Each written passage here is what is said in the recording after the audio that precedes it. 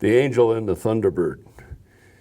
If you were an angel watching over the Missouri River, where it leisurely nears its confluence with the Yellowstone, if you were an angel watching there in 1963 in late spring when the snowmelt had subsided, on a moonlit night you would hear giant cottonwood trees whispering to their solitary shadows out in the hay meadows, telling of a time before the white man came when they held the bones of the Cheyenne and the Sioux safe above seasonal floods. The trees remember generations of children wedging fingers and toes into the deep fissures in their bark to clamber up towards the sky and scare themselves peeless as they walked along giant horizontal branches 30 feet above the ground. The trees remember precarious children with arms outstretched, peering up at brilliant blue through green leaves overhead, breathing intoxicating whiffs of their own mortality through nostrils already sweetened by fresh clover and sage, moving on the breeze along the river towards the sea. If you were an angel watching where Sitting Bull's horses splashed through the shallows on their way to Canada, where his warriors killed woodhawks and harassed bluebelly patrols, if you were watching in moonlight in 1963, you would have seen your angel's face reflected in the wide sliding mirror that is the Missouri River moving below the black towers of an old railroad bridge that once lifted its span like an old woman lifting her skirts to clear the last of the riverboats coming down from Fort Benton. The bridge remembers generations of ranch children coming to climb her 100-foot towers in darkness as they learned to keep one hand anchored while disturbing hawks from slumber in their black iron perches. You might have heard the hopeless cry of a mother hawk watching high climbing little barbarians struggling with their overwhelming impulse to disturb her helpless fledglings that they might not live to leap from their black tower and fly. If you had been an angel keeping watch over the Missouri River where old Sioux warriors once waited to die at campfires burning on the skyline, waited to give their spirits over to the scavengers, to drift on thermals above the canyons, to run howling beneath the moon through coulees and canyons and along tree lines. An angel keeping watch here in moonlight in 1963 would have seen a gravel road running along the edge of the valley, flirting with the river's cut banks. Passing through the south end of an old railroad bridge would have seen the pockmarked white hood of an old Thunderbird without headlights doing 80 miles an hour on a road built more for horses, slewing around loose graveled curves, raising a pillar of dust that might have convinced Custer of the error of his ways. An angel must have flown down and peered through that rock-chipped and dusty windshield, quivering with the blare of KOMA rock and roll, and decided to ride with me. All right. Welcome to another edition of Poets in Montana. And today our guest is Philip Burgess. You just heard Phil read. What was the title of the poem again, Phil? Angel and the Thunderbird. Angel and the Thunderbird. Wow, man, that covered some ground. And a lot of different things talk to us. Yeah. Well, and it has a lot to do with kids, you know, everywhere thinking they're bulletproof. Yeah. You know, but out there, and so they get in the car and they drive 100 miles an hour, you know, thinking nothing can happen to me. Out there, they're not just dealing with driving a car 100 miles an hour. Kids grow up there, you know, dealing with tractors, 1,000-pound killer Angus, you know, steers, and they're expected to deal with it. And the other part that no one ever talks about out there, but it's true too, it's like I grew up being aware of the power that was around me, the power in the engines, the power in the animals, but also the power in the spirits, the power that was in my environment. I could feel that. I didn't know what to do with it. I didn't know to identify it. Right. The same as I didn't really know what to do with that Thunderbird. Right. Exactly. You know, and somehow it survived. So when you say out there, Specifically, what neighborhood in Montana did you come from? I grew up on the Missouri River, just short of the North Dakota line, in Fairview, Okay. Sydney, Okay. in that area. Yeah. Yeah, that is out there. Up there and out there. Yep. Beautiful place. Yeah. I mean, I love the way it starts out, way back, and I love that cottonwood tree, those kids climbing that cottonwood tree. And then, but then you captivated me again. By the time you got to that T-bird, it reminded me of, I wrecked my old man 68 Cutlass doing that same thing. Got in the loose gravel on a curve going about 45, went through a railroad tie fence. Yeah, all of that. I'd turn off the headlights at night, see how long I could hold my nerve. Absolutely insanity, I remember scare myself literally peeless, but I'd do it. I remember that I worked with this one guy who grew up around Kremlin, Guilford, right?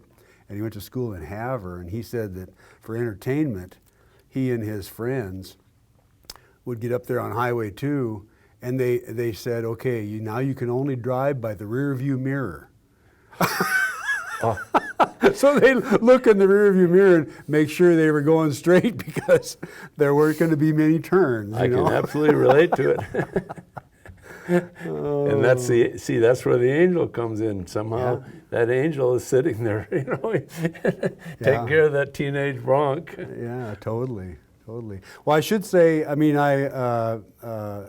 should say that you're the author of 2 publications of poetry, Henry's Cows, this is the most recent, right? And then Badlands Child. Badlands Child. Right, and that's in reference kind of to where you grew up, came from.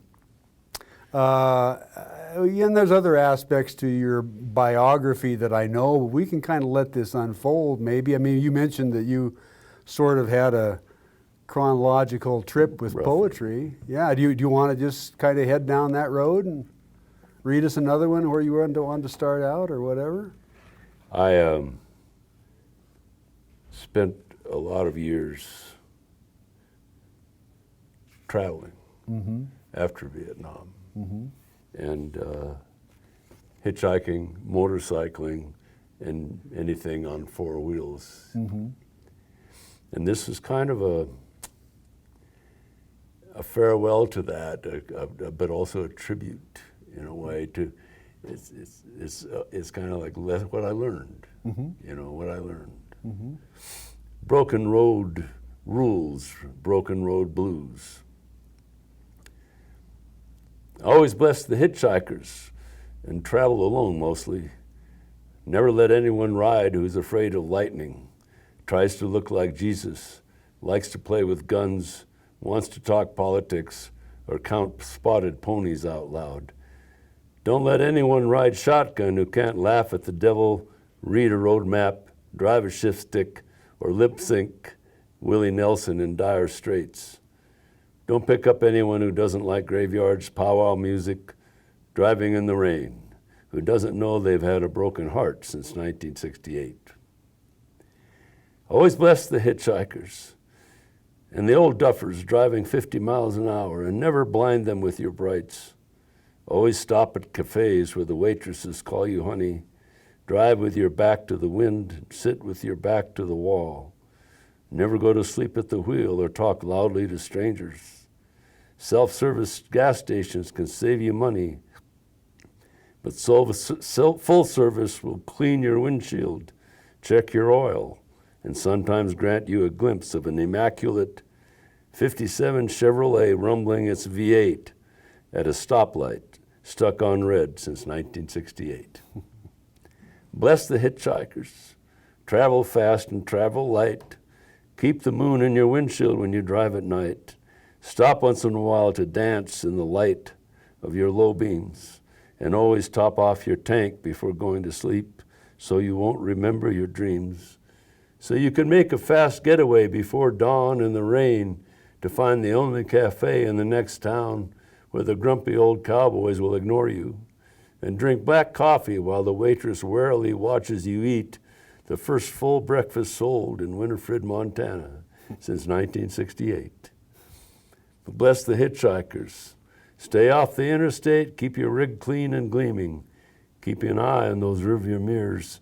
Stop for all stranded motorists. And keep your other eye open for seductive bridge abutments and suicidal deer. Never pass on a hill or weep behind the wheel. Never tailgate or switch radio stations in heavy traffic. And always say yes to all beautiful women with evil intentions and breast cancer. Don't disappear into any of those dark gaps between guardrails, and never, never drive a pickup truck built after 1968.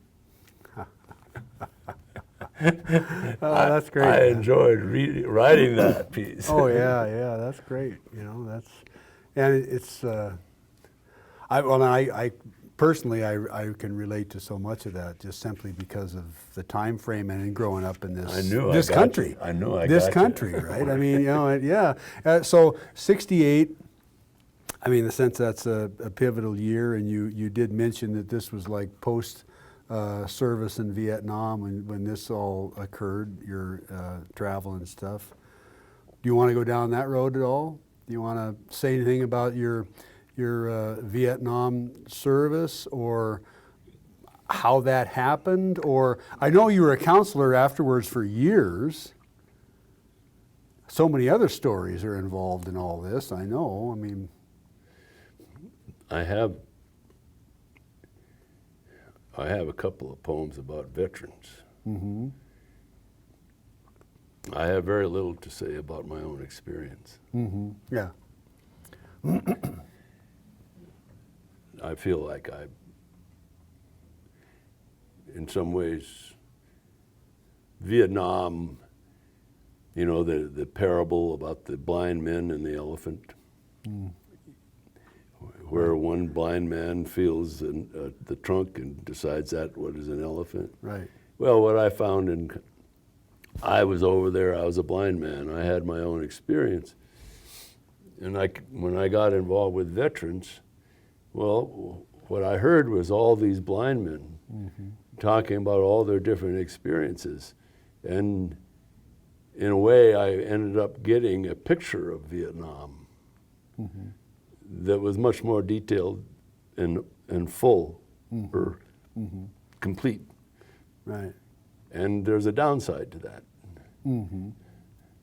Because emotionally and psychologically, I found that well. Yeah, that makes sense. I mean, to me, it makes total sense. Anyway, it was what I found all my life is I've always found myself running into veterans. And even in Europe, Vietnam veterans in Europe, for Christ's sake. I was in Europe in Madrid in a train station putting a friend on a train, and this guy walks up to me, and all of a sudden I'm in the middle of a drama. This guy's a Vietnam veteran, and he's in the process of getting himself killed. And it was like I couldn't get away. Yeah. I went to Europe to get away from Vietnam. Right. And yet it's been that up until my 50s. Certainly, it just seemed like it was right there, right on my ass, right on my tail, always. Wouldn't leave you. And so there are poems I've written about, a number of poems about some of the people that I knew, not just Vietnam veterans, but just veterans in general. And I'll read one right now if you want. Yeah, that'd be a good idea.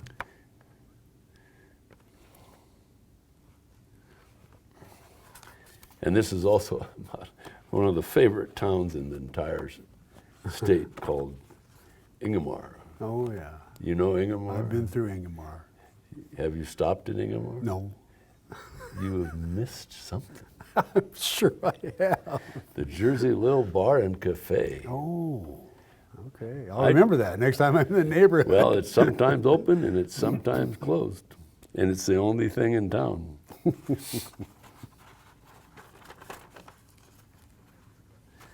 Ingemar.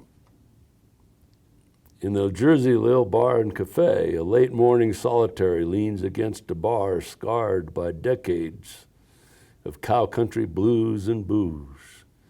Dust motes floating in the sunshine, streaming through the high arched windows to illuminate the stuffed jackalope that has trembled on the back bar for 20 years. The old man sips his vitamins from a Bloody Mary and regards the withering remnants of a town with failing false fronts and an old water tender left behind when the Milwaukee Road pulled its tracks some 30 years before. The old man shakes out another smoke and watches the kitchen match flare, thinking that he needs to get going to Martinsdale. The view reminds him of what was left of Hiroshima. He remembers what was left of 12 GIs burned alive in a ditch to entertain the troops.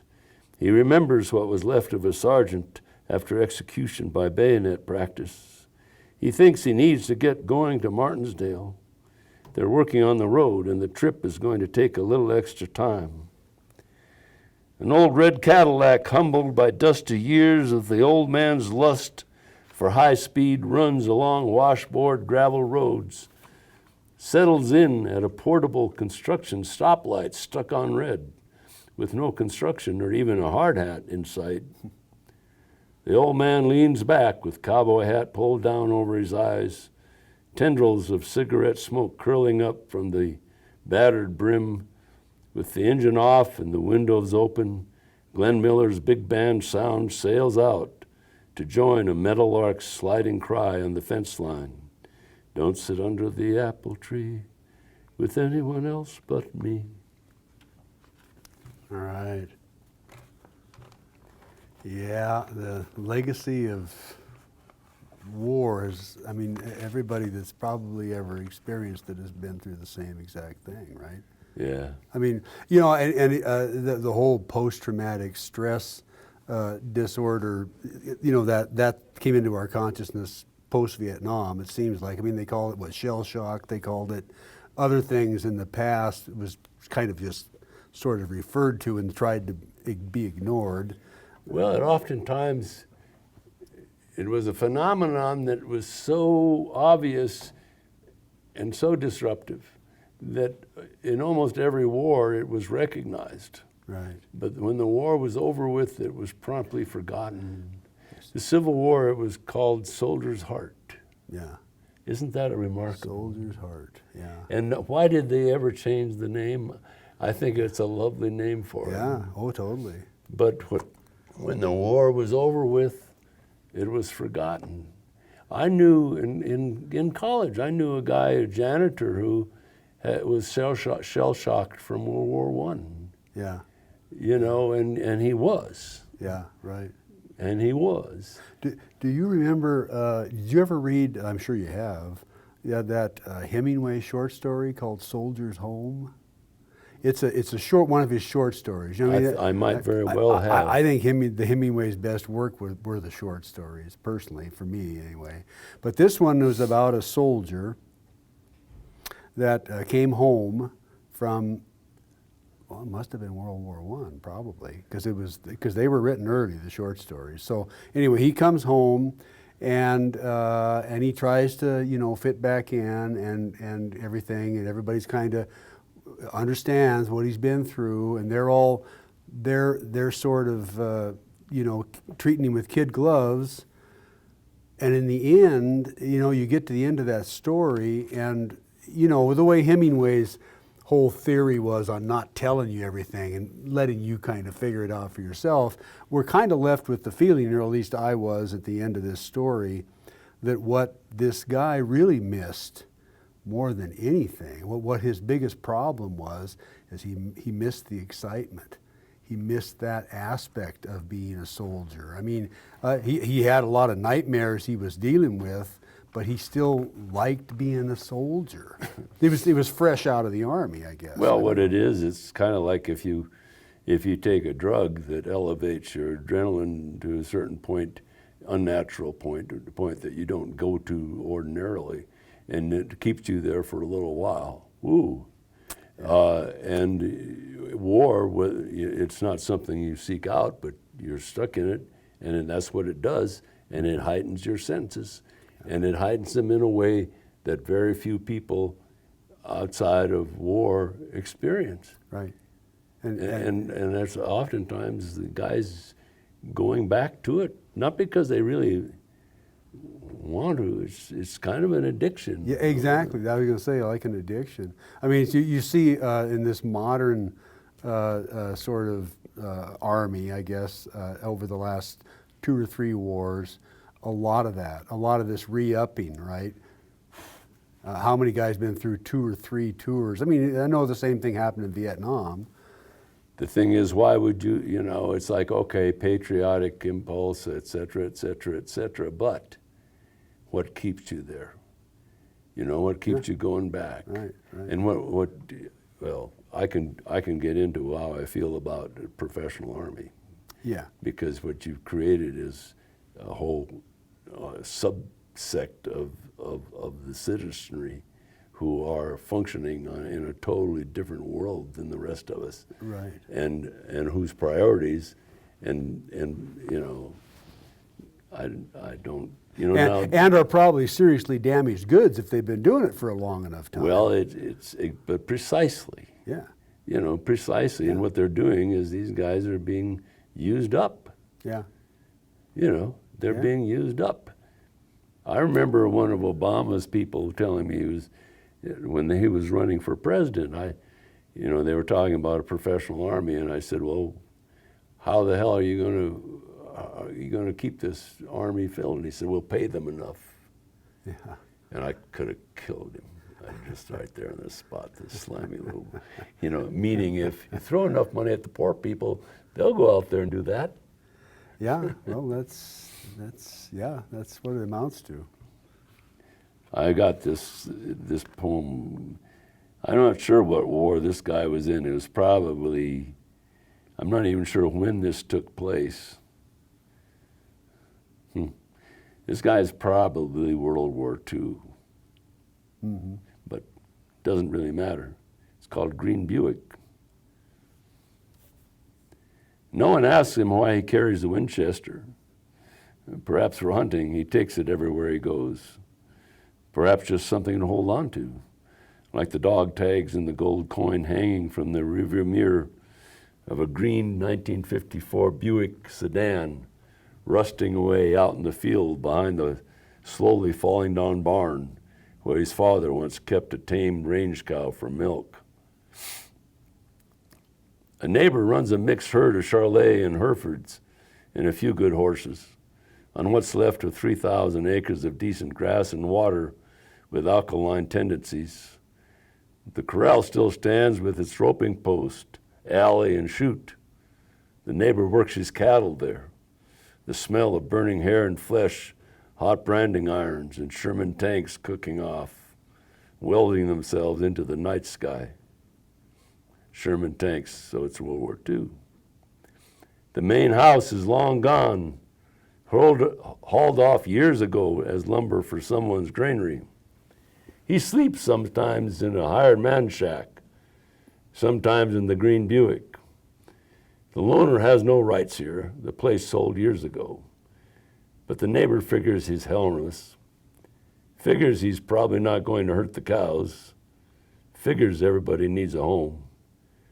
They still call the place by the loaner's family name. He lies still in darkness for long hours through the night, but seldom sleeps, doesn't know that he often dreams of a small boy playing in dusty grass among the shadows cast by the moon through a dead elm tree. The loner waking doesn't remember his fear for the boy, doesn't know that someone checking stock once heard him calling the boy's name out in his sleep. Every week or so, he walks the 5 miles into town for supplies. He's got some sort of government pension, a gunny sack slung over his shoulder, the Winchester slung over the other.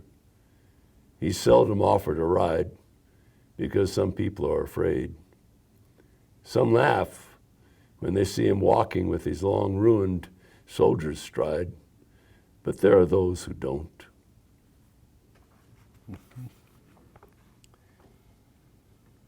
Kept to himself. Found the only way of getting by. Mm-hmm. Yeah.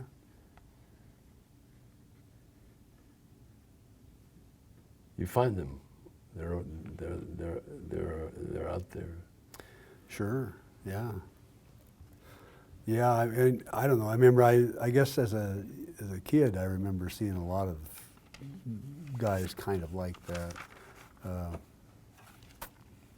Maybe they weren't all vets. Maybe some other sort of trauma had beset them in their lives. But I think there were a lot of hobos that came out of World War II. Exactly, and that's what they were. I mean, they probably showed up as hobos, and then little town like I grew up in, they just they found a job, like working on the railroad or something, and they just stuck there and they kept to themselves, and yeah, quiet. A couple of them didn't speak English, so I mean, I don't know where they came from, but Mexico maybe. A lot of them living harsh lives. Yeah. Kind of harsh. Yeah, I like it's good, great detail in the poem. The images do it. Most of your work is storytelling, in effect, wouldn't you say? Yeah. Right. So you just telling the story. So it's a lot of it's observational, and we get a good take on somebody. Character. Are they all true, or how? Well, how that goes. Are your poems all true? I grew up in an isolated rural community full of characters, Mm-hmm. and they all interested me. Right. And I grew up in a family of silence. My dad was a silent man, Okay. and he watched. Mm-hmm. And I learned from him to watch. Mm-hmm. And because there was that silence, I saw. Mm-hmm. There wasn't the distractions. And I developed this habit. I was fascinated by all these interesting people. Mm-hmm. Right. And that's where it kind of began. So where's the storytelling aspect come from then? When you all of a sudden you started telling all these stories. I have no idea. Yeah, that's you. I have this theory that it's poetry, storytelling for me. I grew up with silence people. I didn't know how to talk. Mm-hmm. And I think that I started writing poetry as kind of a way of talking. Mm-hmm. Right. Yeah. It's kind of like venting emotions that didn't have another outlet. I get it. I mean, I was just visited with a group of folks up in Seeley Lake here just last week and said the same thing to them. They said something like, they were asking me questions about being a poet or how do you become a poet or something. And my response, of course, and which it usually is with kids especially, everybody's a poet. I mean, a poet is a human being, right? But a lot of times we just don't write that stuff down. Most people don't write it down or decide that they want to tell these stories and listen to themselves do it out loud. They just have the experience. Poetry is almost basically paying attention. Yeah, right. And then offering that up. Mm-hmm. Yeah, mm-hmm. Yeah. I mean, it's that aspect. Well, that's true. That's what I mean by everybody's a poet. Yeah. You can just do it all to yourself. I think my dad, that silent man, was a poet. Yeah, it's in a way you're kind of a conduit from that because art, poetry, whatever it may be, needs to be shared, I think. I mean, I need to experience what you just did. That's the whole part of storytelling, for me to have my own reaction and build my own stories, lose it out by Fred Thompson's ranch in the gravel and go through that post again and land in his field in the middle of the night. from your poem. And then wait for God to strike you dead. No, and then wait to go talk to my old man. Oh shit!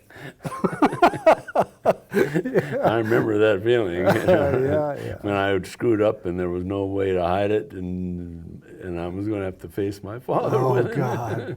Yeah. A fool again. Yeah, there you go. Well, we have another one. Where are we headed next, do you think? What time is it? Oh, I don't know. Probably into about halfway almost. Well, I'll read one for fun. That's a good idea. Because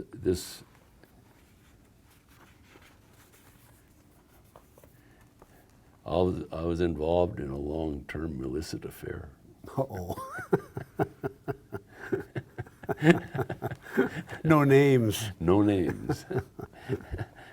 And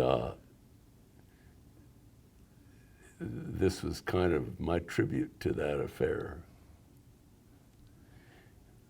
I will be your failed Hank Williams.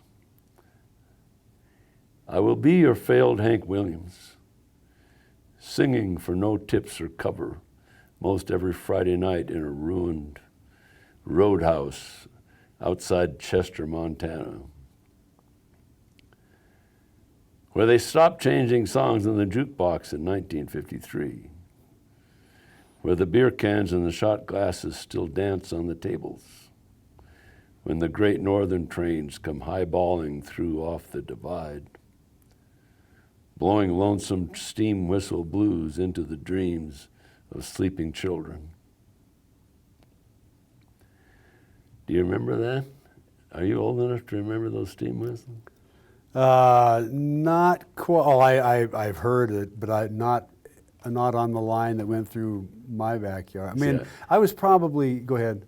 I grew up on the south side of the Missoula Valley. Right. On the north side was the Great Northern Railroad. Right. And there was this wall of buttes that shot up on the other side. So the sound of that train whistle bounced across. Right. And I'm old enough to remember the last steam whistles Yeah. coming sailing across that valley at night. Yeah. Always been thankful for that. A long drive from Louisiana hayride in the Grand Ole Opry.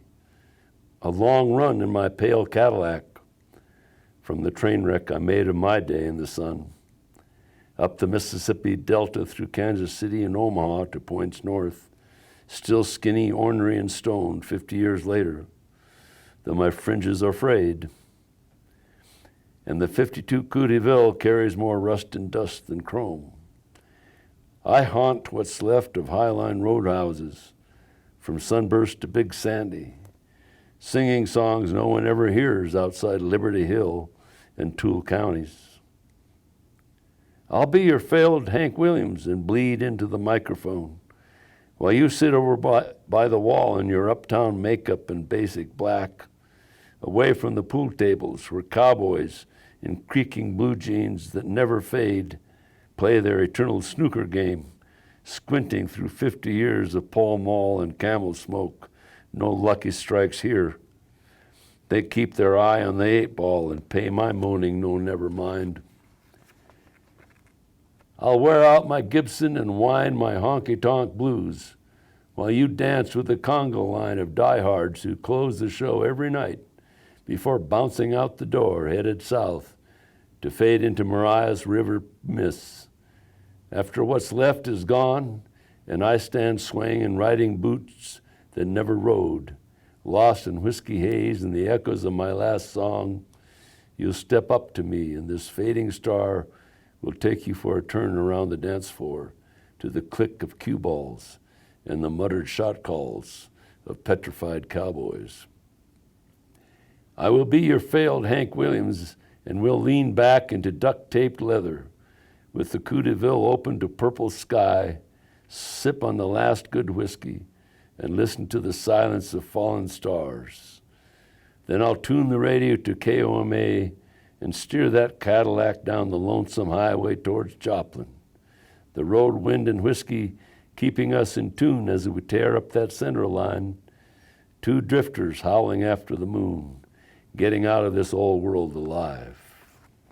Nice. Isn't that fun? Yeah, I like that. That's a great one. And of course, there's a slice of time that we all live in, right? And this is a slice of time that is near and dear to my heart, just simply because it was our time, right? I mean, that world doesn't really exist anymore.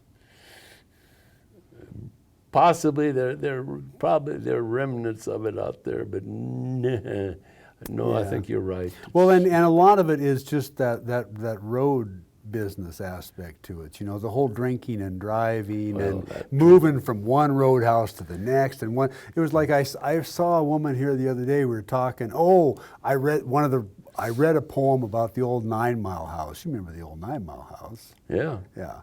And I read that to this group of people. And so then she started talking about all these old great roadhouses around and how we used to just, go from one to the other, and of course, that whole 6-pack in between. I mean, people were driving, we were 3 sheets to the wind half the time behind the wheel of vehicles driving around, and our parents were. I mean, at least in my world, that's the way it was. Yep. And so that world doesn't exist anymore for obvious reasons. There'd be a lot more dead people than there already are, but yeah, it's just it's all those images, particularly all those bars. I mean, I grew up in bars, right? Like sitting behind the bar reading comic books on the floor while my old man was out, visiting with people out in front. That world doesn't probably exist as much, I don't think, as it used to. In some of your small towns, you'll find fragments of that, where the bar is kind of the community center. Yeah. And so it isn't necessarily a place where people come. They come in to have their morning coffee. Mm-hmm. Like I was in this little town for quite some time, and the bar was it. Mm-hmm. And it was a nice place. They had a lot of windows, a lot of light. And during the day, especially on weekends, cats and dogs and kids and old men and everybody came in there, and no fights, no serious drinking. And then, of course, all hell broke loose at night. Right, exactly. Yeah. And that's just the way it was. Yeah, and like you say, there's a few spots still out there, particularly way out in rural Montana, Yes. Ingomar and up in north of Sydney. Or I worked in a little town of Augusta for years, and those bars are still central for the same thing. Yep. Kids They're- are in and they're out what's all day. left, And really. there's the cafe. They serve food there. They're the community centers in a way. But that world there is probably a movie. Make a good movie. Very visual. And you got a Hank Williams soundtrack.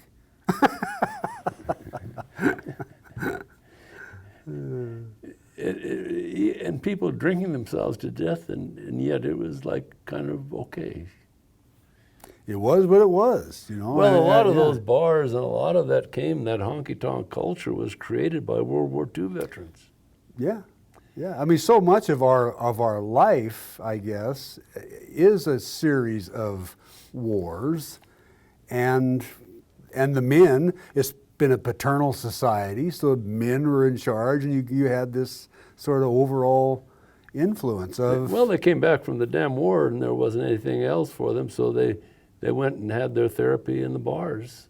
Yeah, right. And raising hell. When my daddy was in the nursing home, he got hurt, and so he was in this place where he had to be taken care of. And his roommate was an old honky-tonker. Mm-hmm. He's like in his 80s. And he was just this hardcore old son of a gun, Yeah. And he had money, I don't know where it came from, and he drove this big Lincoln, right? And he wore these expensive cowboy boots and the whipcord pants and the whole 9 yards, and he wouldn't quit.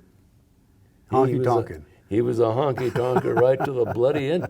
And finally, one night he came home. He's never married. He lived alone.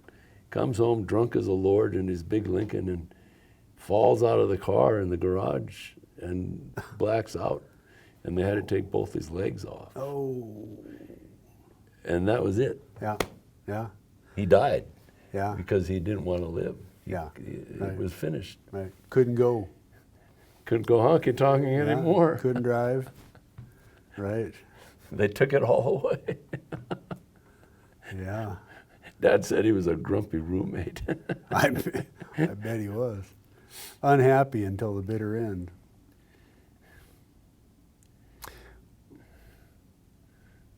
Something else you want to say, or you want to give us something from the Badlands collection, or are you just going to share stuff from Henry today? I'm just sharing this today. Okay, I was thinking, okay.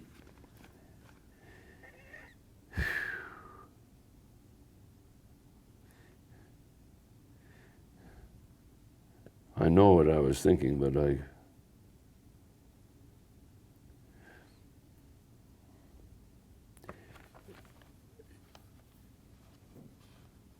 yeah, I can talk about this. You can talk about whatever you want to talk about. The guys that war changes people's attitudes towards death. And one of the ways in which it changes is that it's easier for veterans in general to commit suicide. Yeah. They don't have quite the same, it seems, they don't have quite the same barrier, that the same taboo. Right. And I imagine it's because it's kind of common sense.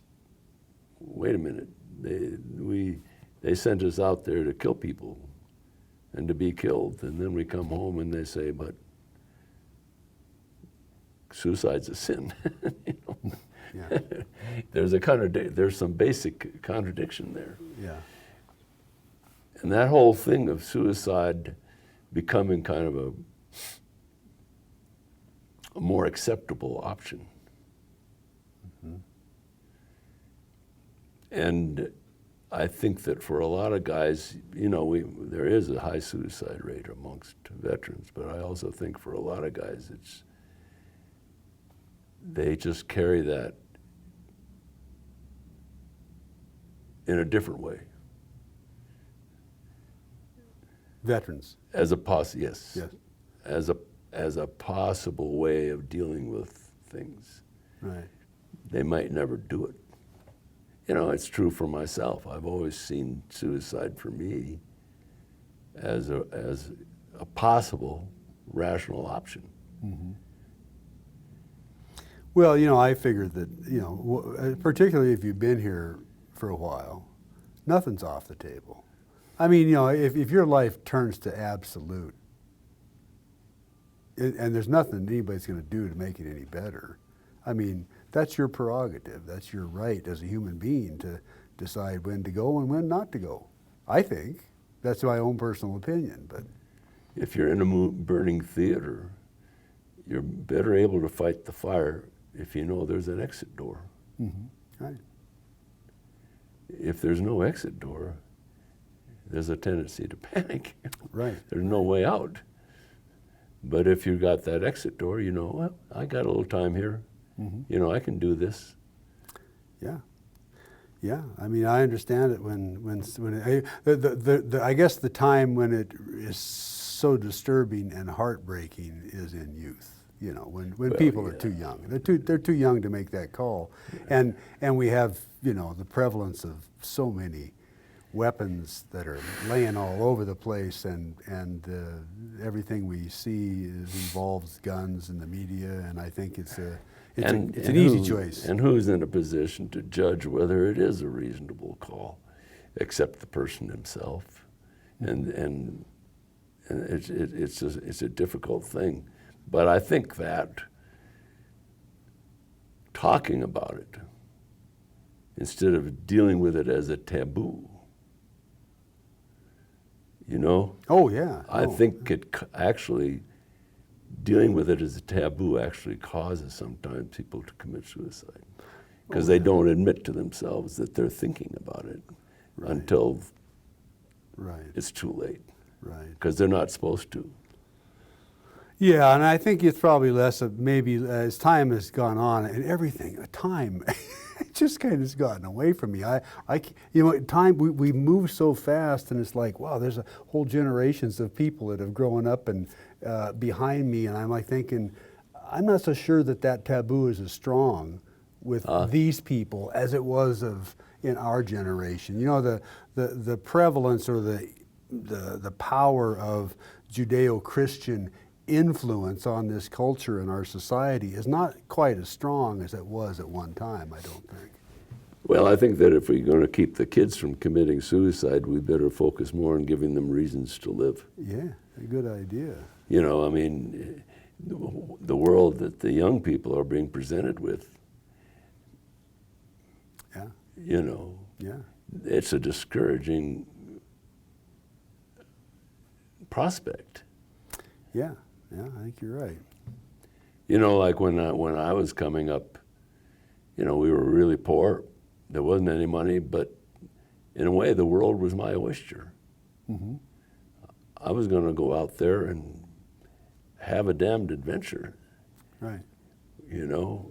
And now, I don't know. I think it's hard for kids to feel that adventure is out their way. Well, yeah, I mean, you know, like we were, it was by the time you were 17 or 18 years of age, you were just clamoring to get out of the house, just clamoring to get out the screen door and say, "See ya! I'll call. I'll check back later." And that was easy because, you know, there wasn't any economic constraints to doing that. You could find a job doing something. You could get some roommates. But I mean, I think it's a lot more difficult for people now because it's so damn expensive to even find a place to live, you know. That's part of the problem. Well, it was, you know, back in the 60s and stuff, you had places, it was accepted, you know, and you'd pull into a big town and there was like, there were little centers where you could go and get information about a place to stay and stuff. Right. But there was something I wanted to share.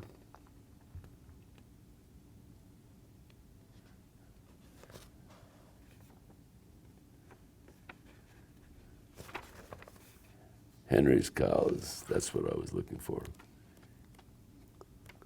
Better have the title, Paul.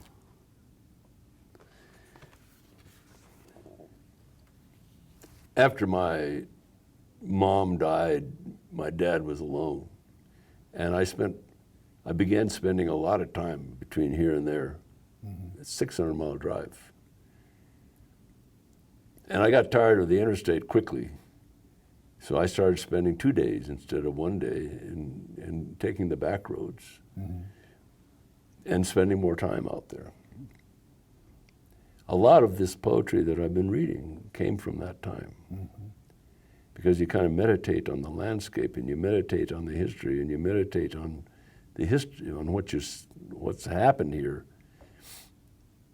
And I also sort of, to some degree, reintegrated into the culture out there. I started doing some horse work with some friends of mine out there that I grew up with. And so it opened, even after Dad died, then I kept going out there. And it was a wonderful damn thing. I mean, sitting on a damn horse in the middle of 20,000 acres, and you look off to the left, and there's a man on a horseback that you've known all your life. And you look to your right, and there's another man that you've known all your life.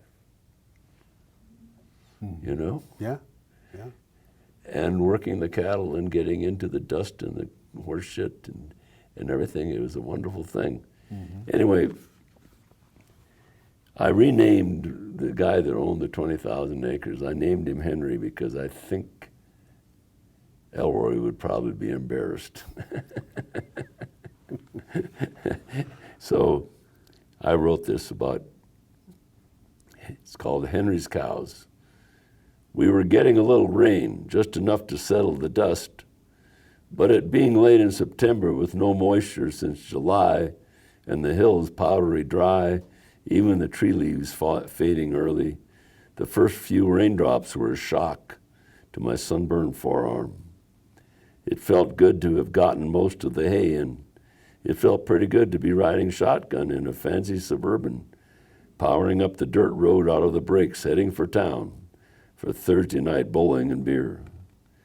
Coming up on Sioux Pass, driving by the old abandoned schoolhouse where Bobby and I remembered playing softball a half-century ago, we could see Henry waiting for us in his terrible old pickup truck at the intersection of County Road 218, black cowboy hat down over his eyes. Bobby says, "Old Henry's asleep at the wheel," and pops his horn as we pull up. I could see the old man jump, but he made no move to get out, and we take that as a sign that he wants us to crowd into his rig. No surprise.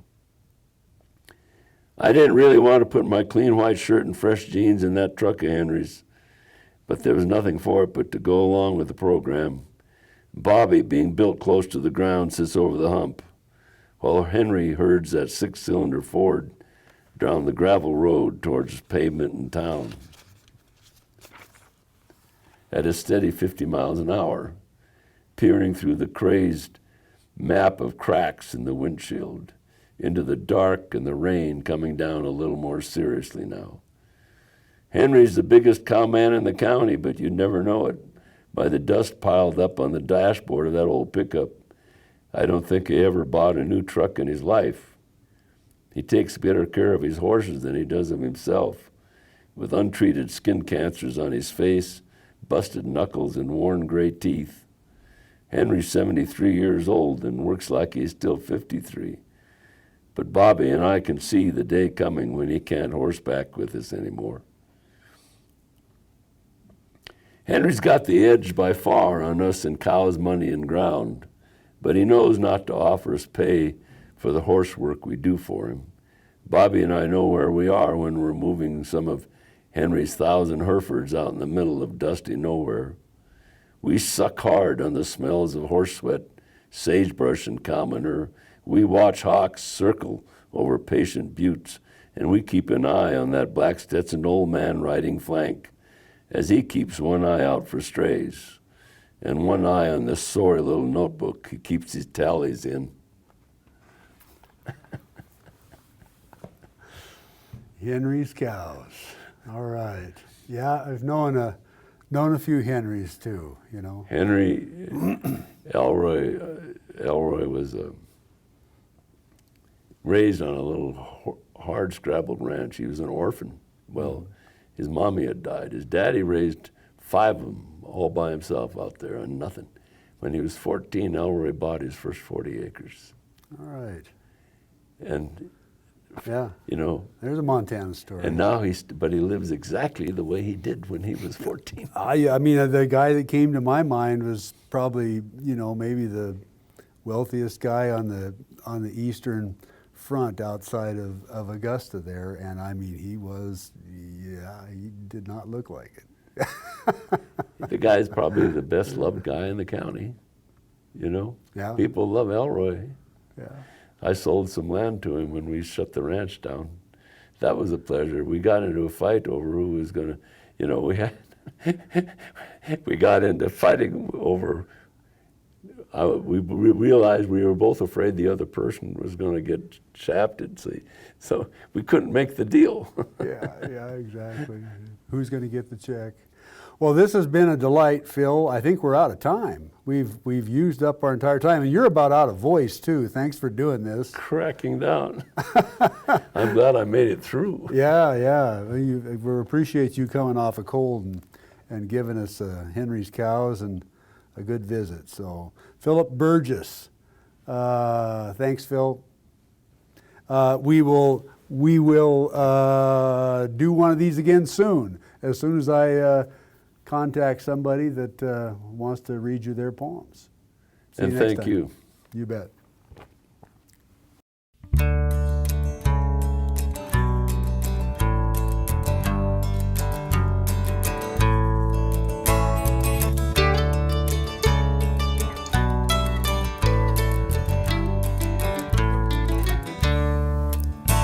Got a lifetime filled